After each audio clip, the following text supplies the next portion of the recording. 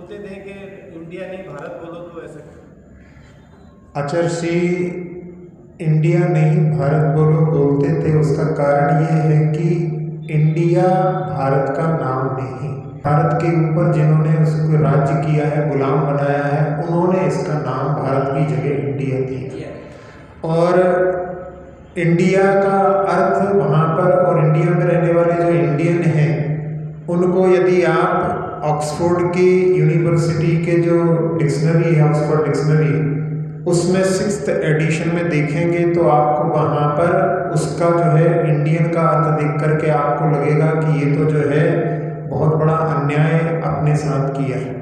उसमें उन्होंने लिखा है ओल्ड फैशन्ड क्रिमिनल पर्सन, यानी जिसके पास जीवन जीने का सलीका नहीं है और जो जुर्म करने वाला व्यक्ति है।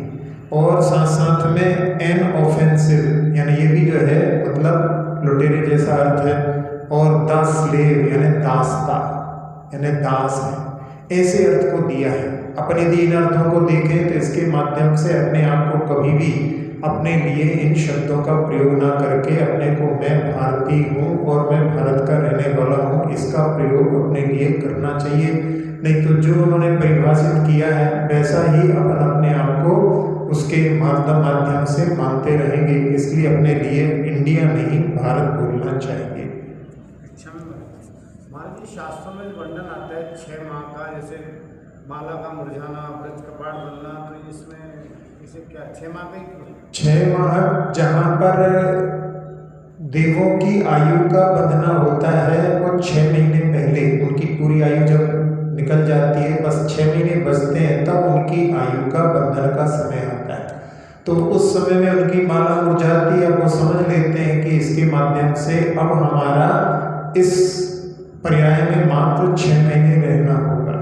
तो उसके माध्यम से जो सम्यक दृष्टि होते हैं वो तो दुखी नहीं होते, क्योंकि उनको मालूम है कि इसके माध्यम से अपने लिए जो है नरपर्याय मिलेगी और उससे हम अपना कल्याण कर लेंगे। लेकिन जो मिथ्या दृष्टि होते हैं वो वहाँ पर रोदन करते हैं, और उसके माध्यम से कई बार ऐसा होता है कि जहाँ उस वैभव को छोड़ने में जो कि उनके लिए प्राप्त है वो इतना दुखी होते हैं, इतना दुख तो नारकी जीवों को भी नहीं होता। और उसके कारण में कई बार कि जहाँ अपने अतिज्ञान के माध्यम से कि अब जा कर के मनुष्यों में जहाँ जन्म होगा वहाँ पर गर्भ में इतने दुखों को झेलना पड़ेगा, तो मन में ऐसा भाव कर लेते हैं इससे अच्छा तो एक इंद्रिय में उत्पन्न हो जाए। तो उसके कारण में वो एक इंद्रिय में भी पहले दूसरे स्वर के देव एक इंद्रिय में भी उत्पन्न हो जाते हैं।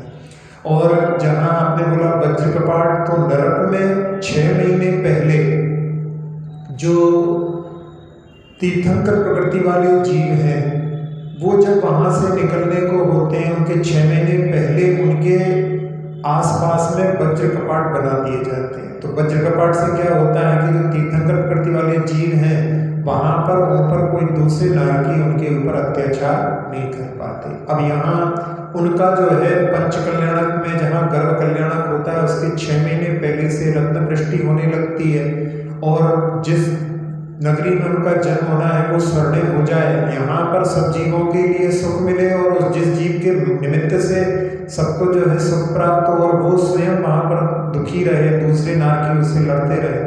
इसलिए देव जाकर के वहाँ पर वज्र कपाट का निर्माण, जो तीर्थंकर बनने वाले हैं नरक से भी आकर के तीर्थंकर बनते हैं तो उनके लिए ऐसा करते हैं। जहाँ आदिनाथ भगवान के भी जीवन की पर घटना देखते हैं कि उन्होंने 6 महीने का उपवास किया था। और 6 महीने का उपवास ही क्यों, क्योंकि 6 महीने का ही प्रतिमा योग का वर्णन आता है। जहाँ बाहुली भगवान के पूर्व में, जहाँ पूर्व अवस्था में, जहाँ मुनि अवस्था में उन्होंने 1 बरस किया वो एक्सेप्शन वाली बात है, और जहाँ शांतिनाथ भगवान ने भी 1 बरस तक जो है तपस्या की, लेकिन पूर्व में। तो ये जब सब चीज़ें एक्सेप्शन है, बाकी जो है 6 महीने का प्रतिमा योग का वर्णन है, 6 महीने का उत्कृष्ट उपवास का वर्णन आता है। तो वो एक्सेप्शन को छोड़ करके इन सब में जो है 6 महीने का जो है वर्णन आया है, इसलिए साम्य के रूप में आपने इस प्रकार से देखा है। बाकी जो है अलग अलग क्षेत्रों में इनका प्रयोग हुआ है। भारतीय 6 कर्मों में पूजा और दान को ही महत्व क्यों दिया जाता है ज़्यादा? पूजा और दान का महत्व इसलिए है क्योंकि जो पूजा पूजा होती है वो जो है जिनेंद्र भगवान के गुणों का गुणानुवाद करने वाला जो कार्य होता है वो श्रावक के लिए प्रतिदिन अवश्य करना चाहिए। और जहाँ दान है वो दान के माध्यम से ही धर्म का जो है आगे चलना होता है। जब अपन देखते हैं कि सबसे पहले दान तीर्थ का प्रवर्तन हुआ, धर्म तीर्थ का प्रवर्तन तो बाद में हुआ। जब आदिनाथ भगवान ने 6 महीने तक तो उनको उपवास था, फिर 6 महीने से भी ज़्यादा 7 महीने 8 दिन तक उनके लिए आहार नहीं मिले। तो उसके बाद में जब उनके आहार हुए तो सबसे पहले जब वहाँ पर भरत चक्रवर्ती ने आकर के प्रशंसा की कि आपने दान तीर्थ का प्रवर्तन कर दिया। अब वो जब भगवान 1000 वर्ष तक तपस्या करने के बाद में जब उन्होंने केवल ज्ञान प्राप्त किया तब फिर उन्होंने धर्म तीर्थ का प्रवर्तन किया। तो दान तीर्थ का प्रवर्तन श्रावक के माध्यम से होता है। तो इसलिए श्रावक जहाँ धर्म तीर्थ का प्रवर्तन तो बाद में हुआ है, दान तीर्थ का प्रवर्तन पहले हुआ है, तो इसलिए जो है श्रावक का मुख्य कार्य है, क्योंकि जहाँ श्रमणों का जो मार्ग है उनकी संरक्षण जो है श्रावकों के द्वारा ही होता है। तो इसलिए जो है दान मुख्य है। और जहाँ पूजा में बाकी सारे भी जो हैं सटकर्म गर्भित हो जाते हैं, इसलिए जो है पूजा को मुख्य माना है। बाकी भी जो है सारे आवश्यक यथायोग करता है, लेकिन कभी चूक जाए तो केवल पूजा में भी सारे गर्भित हो जाते हैं। इसलिए जो है मुख्यता से दान और पूजा के लिए श्रावक का मुख्य सटकर्म कार्य है। अच्छा महाराज जी, जैसे कुछ परेशानी आती है तो अपन जैसे कई लोग रक्षक देवों को पूजने लग जाते हैं, तो क्या ये सही है? देखो, जैसे कोई यदि व्यक्ति सोचे कि हमारे ऊपर आपत्ति का निराकरण ये कर सकते हैं, उसके लिए उदाहरण देते हैं कि जैसे अपने ऊपर जब परेशानी आती है तो अपन पुलिस का भी सहारा लेते हैं। तो जहाँ पुलिस आदि का सहारा आपके एरिया में यदि कहीं चोरी होती तो पुलिस स्वयं आकर के वो सेवा देती है, उसको पुलिस को बुलाना नहीं पड़ता, पुलिस अपने आप आती है। इसी प्रकार से जिनका रक्षण आदि का कार्य है वो देव स्वयं जो है भक्त के ऊपर, जहाँ भगवान के भक्त के ऊपर, उनके भक्त के ऊपर नहीं, भगवान के भक्त के ऊपर यदि संकट आता है तो वो वहाँ पर जो है सेवा करने के लिए तत्पर हो जाते हैं। तो इसमें जो है उनको बुलाया नहीं जाता। जिस प्रकार से पुलिस को बुलाना नहीं पड़ता, वो अपने आप आती है। तो इसलिए अपने लिए और जो सम्यक दृष्टि देव होते हैं वो अपनी आराधना करवाना नहीं चाहते। जो उनकी आराधना करता है बल्कि उससे रुष्ट हो जाते हैं, क्योंकि उनका जो है भगवान की जो आराधना करता है वो उनकी सेवा में तत्पर होते हैं। इसलिए अपने को ये बहाना लेकर के कि अब जैसे इस प्रकार से अपन कर लें, उनको बुला लें, क्योंकि जिनागम में देव शास्त्र गुरु की आराधना का ही वर्णन है, अन्य की आराधना का वर्णन नहीं है। इसलिए अपने को मुख्य मार्ग, जितने बड़े बड़े आचार्यों का मार्ग है, उसी को जो है अनुसरण करके उन्हीं की आराधना करना चाहिए। महाराज जी, परम पूज्य आचार्य श्री हमेशा ही हिंदी के अध्ययन की बात करते थे, तो ऐसा हिंदी माध्यम के माध्यम से उन्होंने अध्ययन के लिए कहा। प्रतिभा स्थली में पहले इंग्लिश मीडियम से था, बाद में उसको हिंदी माध्यम से परिवर्तित किया।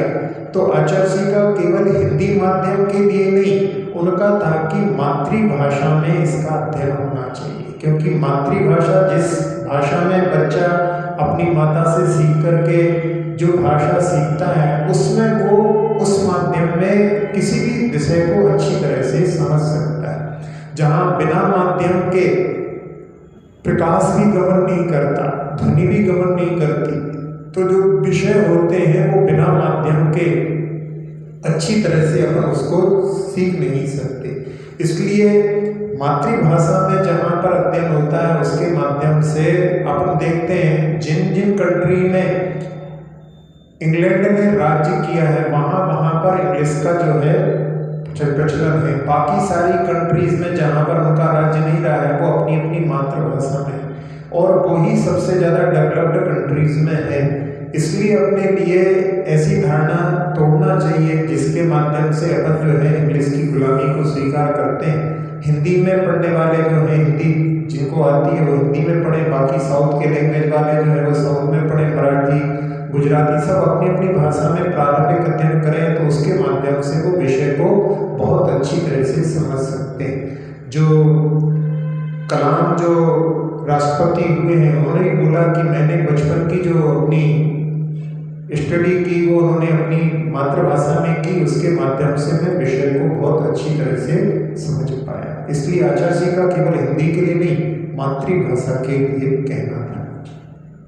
अच्छा ही महाराज जी, जैसे आचार्य श्री का आज जैसे आहार में देखना आया, तो आहार में क्या क्या सावधानी रखनी चाहिए? आहार में जहाँ सावधानी के लिए सबसे पहले तो अपने लिए आहार दान करना है, अपने लिए शुद्ध भोजन का निर्माण करना चाहिए। और शुद्ध भोजन का निर्माण करते समय अपने लिए कि ये हम जो है भोजन अपने लिए शुद्ध बना रहे हैं, इसमें से जो है यदि हमारा लाभ साधु का लाभ मिले तो हम उनको आहार दान देंगे। अब आहार दान की जो सावधानियों की बात है, तो सबसे पहले अपने लिए जहाँ आहार का निर्माण होता है उस स्थान पर अच्छा प्रकाश, नेचुरल, जिसको कि आलोक कहते हैं, आलोक का अर्थ होता है सूर्य का प्रकाश, तो जहाँ सूर्य का प्रकाश अच्छा होता है उस स्थान पर अपने को भोजन का निर्माण करना चाहिए। और जहाँ जो कृत्रिम प्रकाश है, लाइट आदि, इनका प्रयोग नहीं करना चाहिए, क्योंकि इनके प्रयोग से वो जो है प्रासुकता नहीं रहती जो सूर्य के प्रकाश में होती है। तो जहाँ रात्रि में बना हुआ भोजन कोई श्रावक भी ग्रहण नहीं करते हैं, तो अपन साधुओं के लिए उस प्रकाश में बना हुआ भोजन देते हैं, तो वो दोषप्रद है।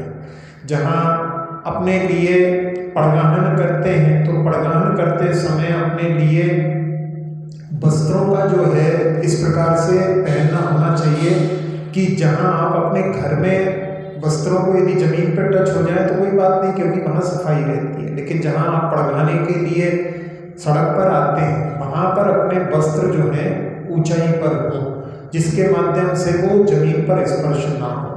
और जहाँ खासकर जो है महिला वर्ग होते हैं वो ध्यान नहीं देते, वो झुकते हैं और उसमें उनका नीचे स्पर्श होने की संभावनाएं बहुत रहती हैं। तो अपन पहले से इस कार्य को संपादित करना है, पहले अपन उसको एक बार अपने कक्ष में देख के झुक करके देख लें कि अपन झुकने पर ये कितनी जो है नीचे जा रही है, तो उसके माध्यम से अपन उससे बच सकते हैं। क्योंकि आपकी यदि उसमें बाकी धूल आदि में स्पर्श हो रहा है तो फिर आपकी तन की शुद्धि कैसे रहेगी। तो इसलिए अपने लिए अपनी तन की शुद्धि रखने के लिए वस्त्रों का ध्यान रखना चाहिए। बुंदेलखंड में एक कहावत चलती है कि जो विवाहित स्त्री होती है उसके पैर की बिछुड़ी छिपना नहीं चाहिए। तो पैर की बिछुड़ी छिपती है तो इसका मतलब है कि मतलब अपने वस्त्र अपने नीचे पहनते हैं, जिसके माध्यम से सिर की रक्षा भी होती। बिछुड़ी देख करके भाई किसी की विवाहित है तो ऐसा सोच करके मतलब वहाँ पर रेड लाइट सिग्नल जैसा समझ करके अपने को उसके माध्यम से लोगों के लिए समझ में आ जाता है। तो ये जो है, और अपनी जो है मांग जो है दिखना नहीं चाहिए। मतलब जो है मांग जो है, मांग यानी सिर के बाल नहीं दिखना चाहिए। मुख्यतः से मांग तो दिखाई दे जाती है लेकिन सिर के बाल नहीं दिखते, तो इसके माध्यम से वहाँ पर पहचान होती है। तो एक ये हो गया। दूसरा जो है, अपन जहाँ कोई भी उस दान की प्रक्रिया को अपनाते हैं तो अपने लिए 2 बार आहार दान करना चाहिए। उसके लिए क्या कहा था कि अपन पहले सोच लें कि कहाँ कहाँ पर क्या क्या आवश्यकता पड़ती है। जब साधु घर में आते हैं तो अपन उनके लिए उच्चासन देते हैं, तो उच्चासन अच्छा हो जिस पर जो है उनका पूरा आहार अच्छी तरह से संपादित हो सके। फिर उसके बाद में जहाँ साधुओं की जो रहते हैं उनकी आप नवदा भक्ति पूर्वक आहार देते हैं, तो उसमें प्रधान के बाद में पूजन आदि होती है। वो जहाँ पर साधु हैं, जैसे एलक शोलक है, उनकी पूजा नहीं होती, तो उस समय में उनको उच्चासन के बाद में जहाँ अपन हाथ धोते हैं तो हाथ धोने के पहले ही सबको शुद्धि बोल देना चाहिए। क्योंकि अपन शुद्धि जब बोलते हैं, हाथों को अपन मुख के पास ले जाते हैं तो उससे मुख में जब हम कुछ बोलते हैं तो उससे थूक निकलता है। अपने हाथ में सामग्री लेकर के भी अपने को शुद्धि नहीं बोलना चाहिए। तो पहले शुद्धि बोल लो, उसके बाद में हाथ धोने का जल पहले से वहाँ पर एक जो है बर्तन में हाथ धोने का जल हो और एक दूसरा पात्र जिसमें अपने को हाथ धोना है। सिंक आदि में कच्चा जहाँ पर पानी रहता है वहाँ फिर इसके बाद में जहाँ आहार की जो सामग्री रहती है वो दिखलाई जाती है। पहले के समय में तो जो कई ऐसे भी महाराज हुए हैं कि वो पूरे पूरे बर्तन को देखते थे, लेकिन उस आहार की सामग्री को इस ठंडे मौसम में यदि आप पूरा पूरा निकाल करके दिखाएंगे, जब तक जो है दिखाते दिखाते ही ठंडा हो जाएगा, तो उसको दिखाने के लिए थोड़ा थोड़ा सा निकाल करके दिखा सकते हैं। तो इस प्रकार से अपन जो भी कार्य जिसमें कि हाथ धोने के लिए बेसन की आवश्यकता पड़ती है, अपन उसका जो है वहाँ पर पहले से जो है इंतजाम कर लेने। तो कई बार कहते हैं कि नमक से धुलवा दो, कभी जो है आटे से धुलवा दो, तो वो भी अपन उसका जो है पहले से विचार करके रख सकते हैं। और आहार दान करते समय में जहाँ अपने लिए आहार जो देते हैं उसको जो है निकाल करके शोधन करके जो है महाराज जी के लिए चलाना चाहिए।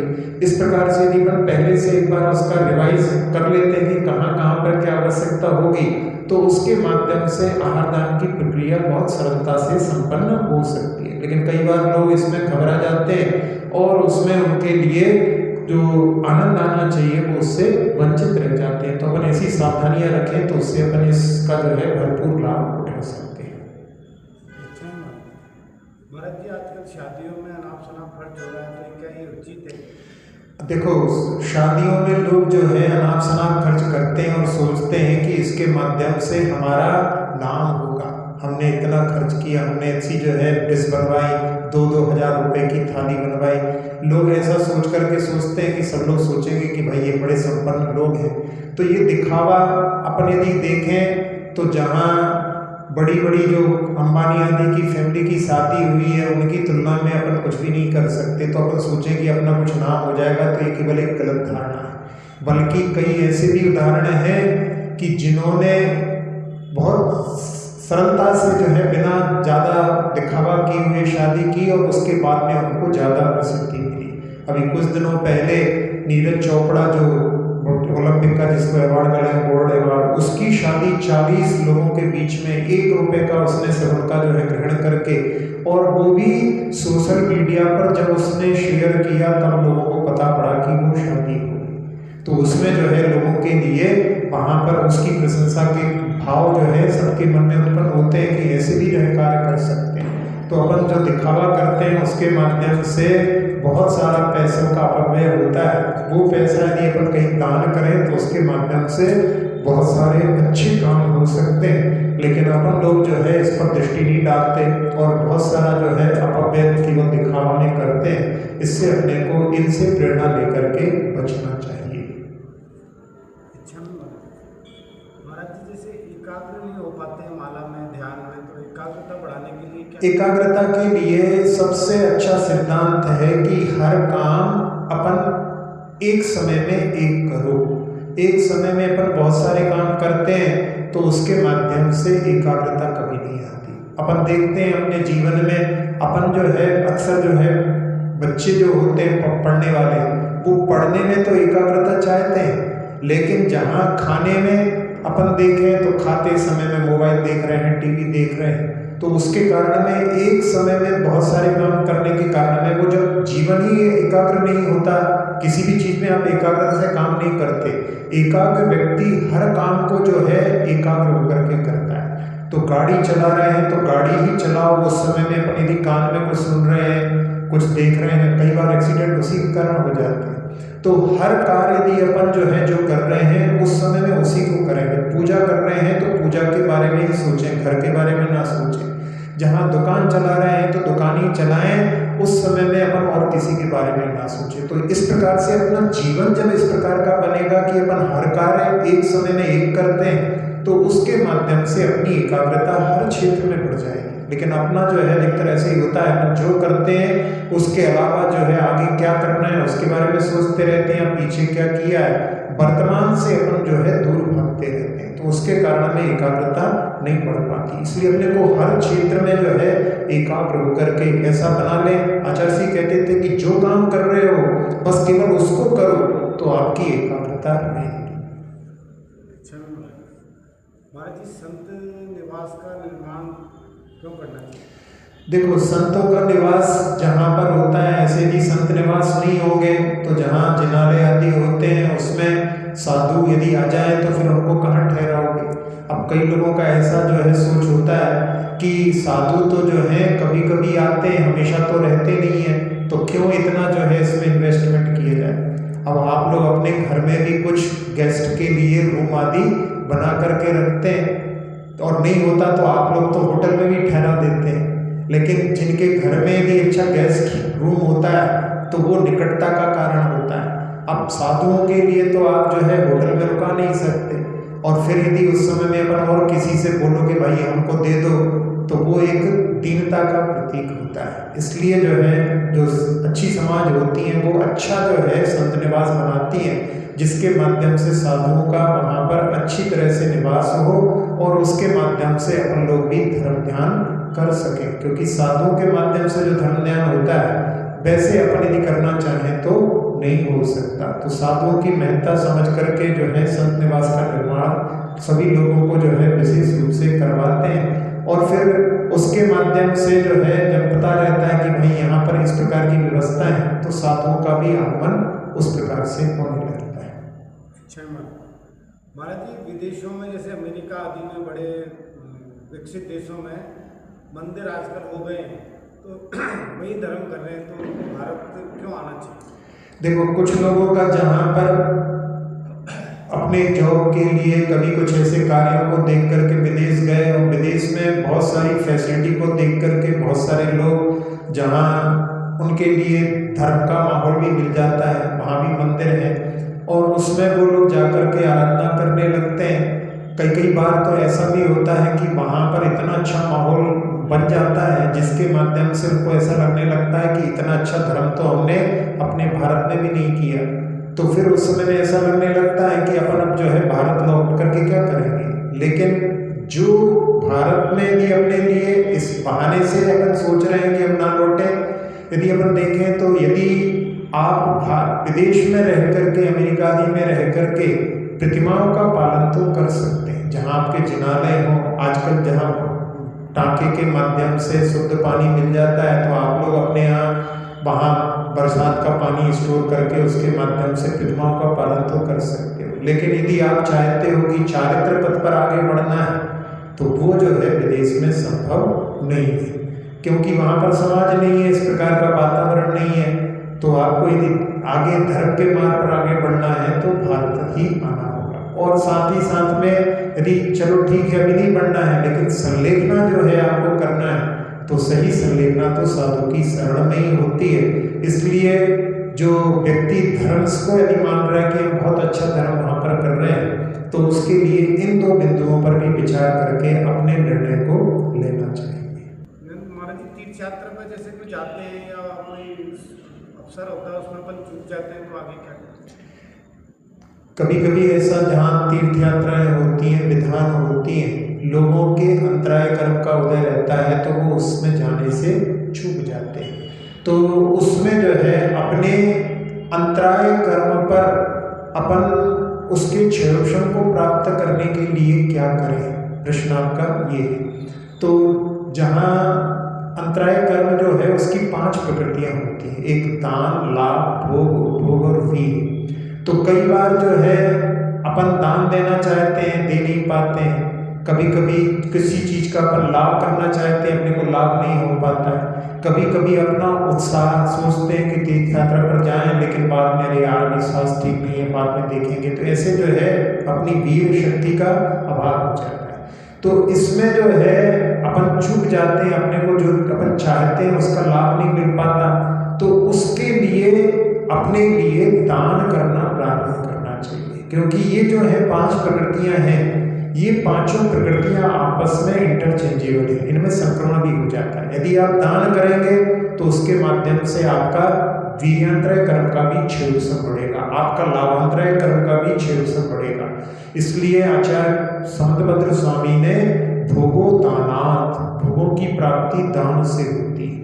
तो जहाँ व्यक्ति भले ही गरीब है लेकिन उसको जो है भोग की प्राप्ति नहीं हुई है, वो भी अपनी सामर्थ्य के अनुसार जितनी सामर्थ्य उतना दान करेगा, तो उसको फिर, क्योंकि दानांतराय कर्म के माध्यम से दान आप करोगे तो दानांतराय कर्म के माध्यम का क्षेत्रफल के माध्यम से वहाँ पर आपको लाभांतराय कर्म का भी क्षेत्रफल, क्योंकि इनका आपस में परिवर्तन हो जाता है। इसलिए अपने लिए यदि अपने कोई भी कार्य में अपन सफल नहीं हो पाते हैं तो दान एक सबसे अच्छा माध्यम है।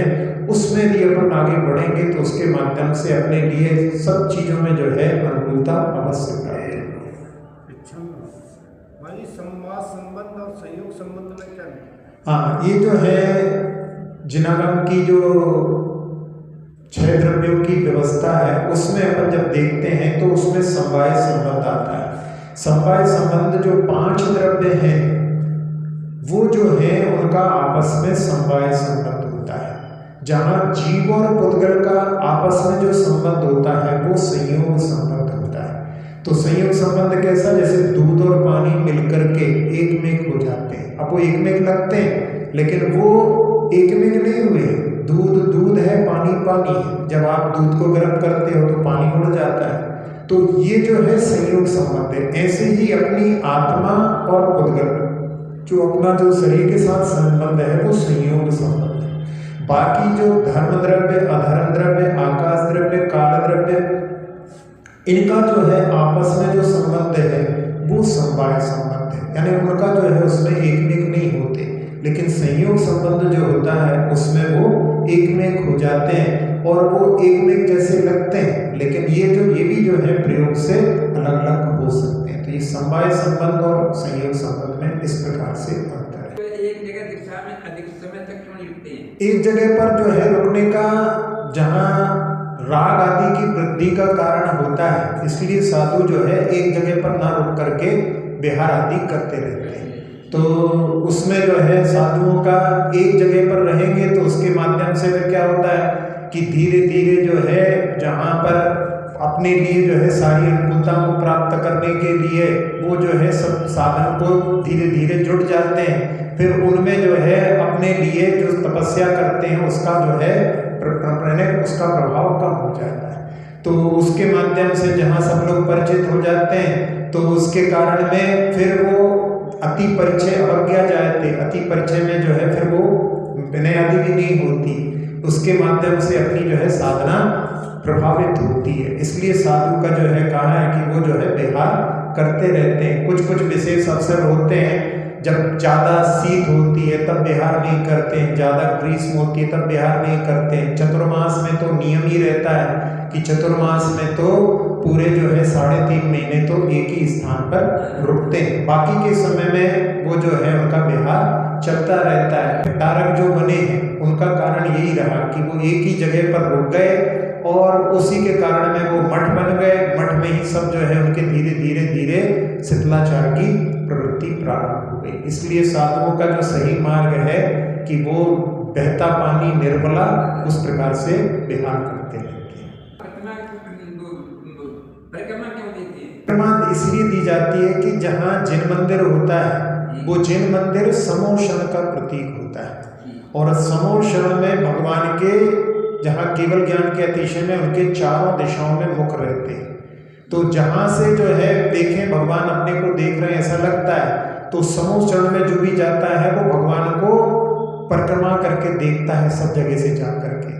और वही अपन यहाँ जो समोषण जो है मंदिर जो है वो समोषण का प्रतीक है, इसलिए अपन उनकी 3 परिक्रमा करते हैं समोषण मान करके, ये साक्षात भगवान है। तो इस प्रकार के भावों से भी अपन आराधना करते हैं तो अपने को अभी पंचम काल में भी वैसा ही लाभ मिल सकता है जैसा समोषण में लाभ मिलता है। तो अपने को यहाँ जहाँ भगवान के पास में आते हैं तो उतनी ही विनय से जो साक्षात भगवान के सामने विनय होना चाहिए। तो उनके सामने अपने को कभी भी अरे भाई मत मूर्ति ऐसा कभी भाव नहीं आना चाहिए। ये साक्षात भगवान है, ये वही शांतिनाथ भगवान हैं जिन्होंने कुंदप्रभ कूट से मुक्ति को प्राप्त किया। ऐसा जो है भाव लेकर के अपने को आराधना करना चाहिए। अक्षर पद मात्रा से दूषित वचन अगर हीन रहे और प्रमाद कषाय के वश में सम्यक अर्थ विलीन किए, जिन वाणी माता मेरी सब त्रुटियों को क्षमा करें, दे आशीष शीघ्र हम सबको केवल लब्धि रमा मिले। प्राप्त हमें हो बोधि समाधि परिणामों की शुद्धि हो। निज आत्म उपलब्ध हमें हो, शाश्वत सुख की सिद्धि हो। चिंतित वस्तु दात्री माता चिंतामणि उपमा भाति। करो वंदना पूर्ण विनय से, चरण रखूं मैं ये पाती। कर जिन वाणी स्तुति, तन की ममता